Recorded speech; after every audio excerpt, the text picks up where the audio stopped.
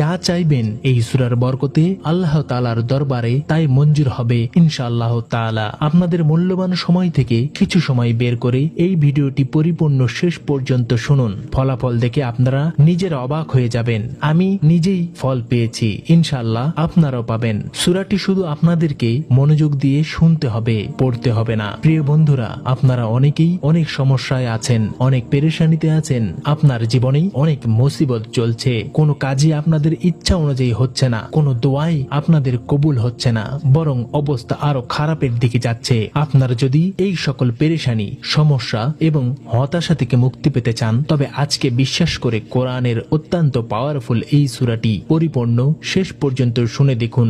এই সূরা শোনার মাধ্যমে আপনাদের জীবনের সকল অসম্ভব কাজগুলো সম্ভবে পরিণত হবে ইনশাআল্লাহ। যে ব্যক্তি যে উদ্দেশ্য নিয়েই এই সূরাটি শুনবে, আল্লাহ তাআলা সাথে সাথে তার উদ্দেশ্যগুলো কবুল করে নেবেন। আলহামদুলিল্লাহ, এই সূরাটি দিয়ে লক্ষ লক্ষ মানুষ উপকৃত হয়েছে, তাদের মনের আশাগুলো পূরণ হয়েছে এবং উদ্দেশ্যগুলো সফল হয়েছে। তবে এই সূরাটি শোনার কিছু শর্ত রয়েছে। প্রথম হচ্ছে, যে কোনো দরুদ শরীফ 3 বার পাঠ করে নেবেন। সবচেয়ে ছোট দরুদ শরীফ সাল্লাল্লাহু আলাইহি ওয়াসাল্লাম হয় তাও পড়ে নেবেন। এই সূরাটি শোনার সময় আপনাদের জীবনের সকল আশা আকাঙ্ক্ষাগুলো অন্তরে স্মরণ করতে থাকবেন এবং সূরাটি পরিপূর্ণ শুনতে থাকবেন। মনে রাখবেন, সূরাটি প্রথম থেকে শেষ পর্যন্তই শুনতে হবে। সূরাটি অসম্পূর্ণ রেখে কোনোভাবেই যাবেন না। আল্লাহর দোহাই দিয়ে বলছি, যদি অসম্পূর্ণ রেখে চলে যান তাহলে আপনাদের কোনো কাজই সফল হবে না। তাই সূরাটি প্রথম থেকে শেষ পর্যন্ত শুনুন। ইনশাআল্লাহ এই সূরাটি শেষ হওয়ার আগেই আপনার চারদিক থেকে সুসংবাদ আসতে শুরু করে দেবে।